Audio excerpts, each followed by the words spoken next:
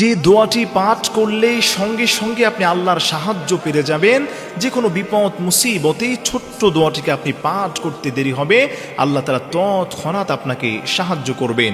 এই ছোট্ট দোয়াটি আমরা সবাই পারি, বাচ্চারাও পারে, মা বোনেরাও পাঠ করতে পারেন। তৎক্ষণাৎ আল্লাহর সাহায্য আপনি পেয়ে যাবেন।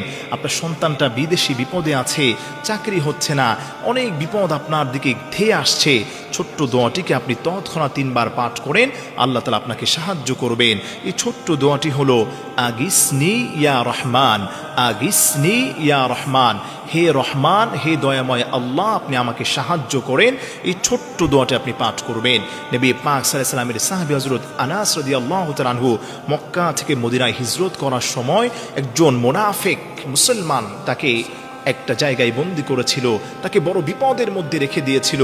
রাসূল পাক সাল্লাল্লাহু আলাইহি ওয়াসাল্লামের খবর নেওয়ার জন্যে হযরত আনাস রাদিয়াল্লাহু তাআলা আনহু দেখলেন গুহার মধ্যে চরম অন্ধকার, ওই লোকটা তাকে হামলা করতে আসছে। সঙ্গে সঙ্গে হযরত আনাস বললেন, আগিসনি ইয়া রহমান, আগিসনি ইয়া রহমান, হে দয়াময় রহমান আল্লাহ, আপনি আমাকে সাহায্য করেন। তৎক্ষণাৎ হযরত জিবরিলের মাধ্যমে আল্লাহ তাআলা তাকে সাহায্য করেছিলেন যে কোনো বিপদ মুসিবত বালা মুসিবত থেকে বাঁচতে।